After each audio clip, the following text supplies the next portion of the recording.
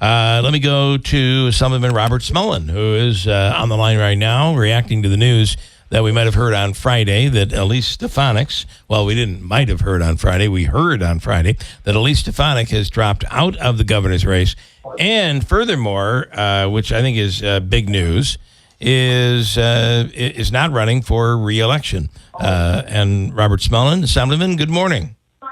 Hey, good morning, Bill. It's great to be on WIBX this morning.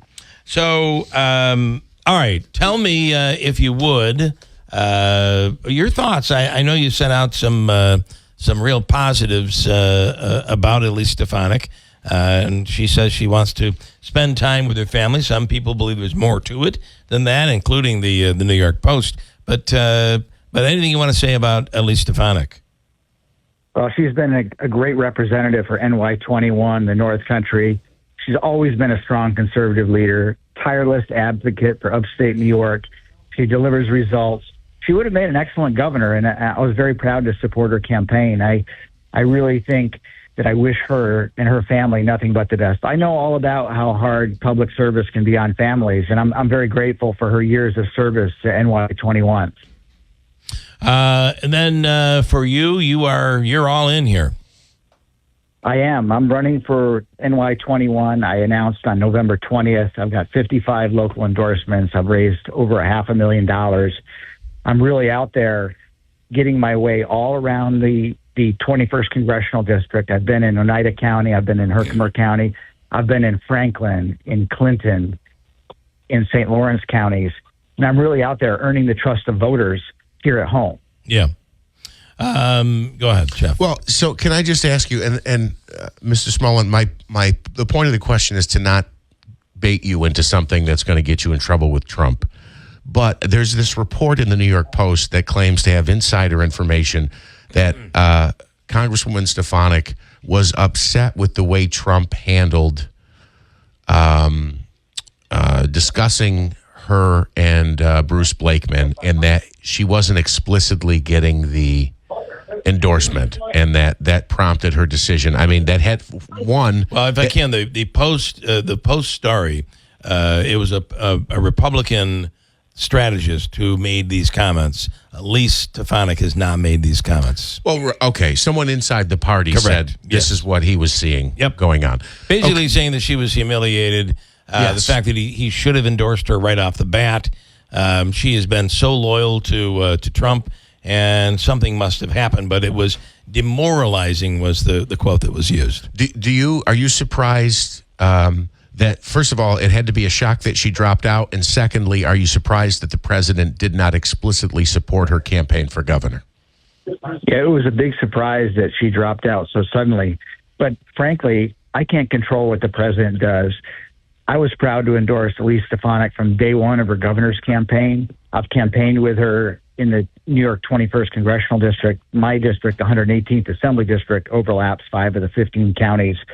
And I also got to say that I'm proud to be the only President Trump supporter in this race for Congress. I was appointed by President Trump. That's what America First will mean, and Upstate First will mean in this district when I'm the nominee. But, you know, as far as Elise goes, I was proud to endorse her. I'm focused on the race, though. But I would also like the president to endorse me. I think that would be very important in this NY21 race. What we have to have is that Republicans across the state are united in wanting leadership who delivers results for New Yorkers. One-party rule is not working in New York State, and that's how I'm going to help put Upstate First in Congress. Yeah. Yeah. Are you getting support from the chairs in Herkimer County and in Oneida County? I am getting support from all of the chairs across all of the districts. I'm going to compete very vigorously for their endorsements in this coming season when we go to all of the Republican and conservative parties and ask for their support. I intend to be the party nominee of the conservative and the Republican parties in this NY21 race. I have somebody asking here, where do you stand on the ACA? Would you support that, or are you going to let New Yorkers go and others around the country go with those higher insurance rates? If you were in Congress right now, what would you do? Well, I would actually take a look at where all of the Medicaid provisions are from New York. I know a lot about the state budget in New York, and I know that 1 out of 3 New Yorkers is on Medicaid. What I also know is that there are people on the Medicaid rolls that should not be on there, either from an income eligibility standpoint or whether they are illegally in this country. So that would be the first step in sorting out the whole mess that the actual insurance system is. It's a big mess. What kind of number, though? If there are people on that should not be on it, what percentage? Do you have an actual percentage with proof, with evidence that this is happening, not anecdotal? No, I don't have a specific number, Bill. That would be, disingenuous of me to say so. But from what I've seen in previous iterations of the Medicaid task force that's reinvented things, we've got some serious issues with fraud in New York State. Yeah. So how would you vote? Right now, if I had to vote, I would vote as the one beautiful bill had been. I would have voted for that. Okay. All right.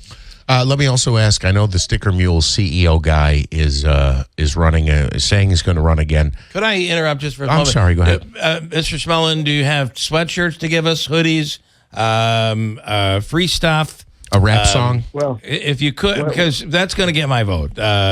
Send me a hooded sweatshirt. I need one more, and I'm going to cast a vote that way. I'm being extremely facetious. Give me a break. It's ridiculous. Well, it's like he's promoting his business more than anything else.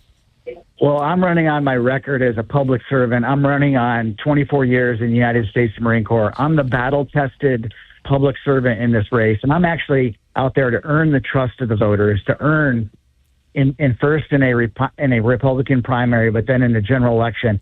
I'm out there because this district deserves a serious battle-tested voice who's going to build on the foundation of Elise Stefanik in the North Country. I think we absolutely agree. You have experience, and that's one of the important things. But again, moreover, can you beatbox? Can you do that? I'm sorry. I'm just kidding.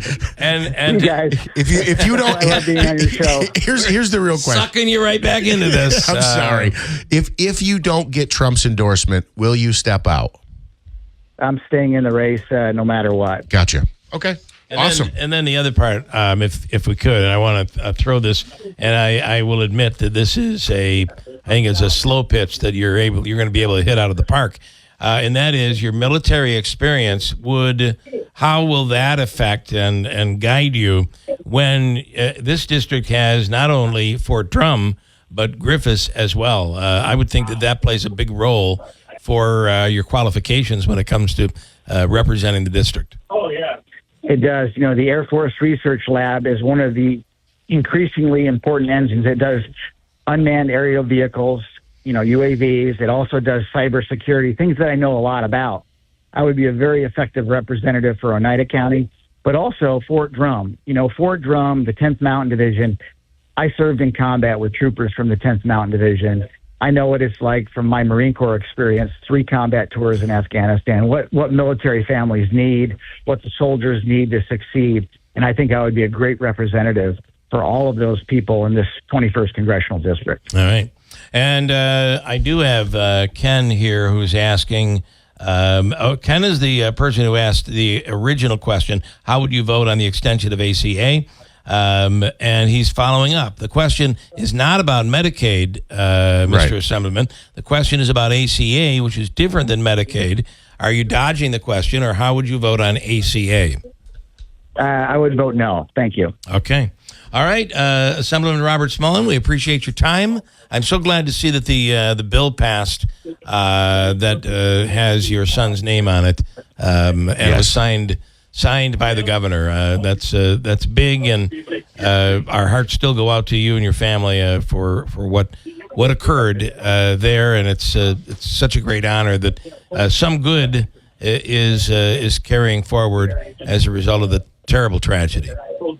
Well, thank you, Bill. When life gives you lemons, you make lemonade. That's my wife and I, our decision, and we're very proud of our son, and we're very glad that both the Senate and the Assembly unanimously passed the A.J. Smullen Traffic Safety Memorial Bill.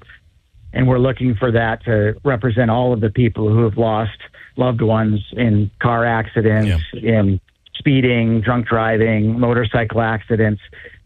People deserve to be able to memorialize their loved ones, and that's the intention of it. Thank you. All right. Well, we appreciate your time. Thank you so much. Thanks. Have a great day, guys. You do the same. Happy holidays. Assemblyman Robert Smullen. Quick break, and we'll come right back here. Hold tight.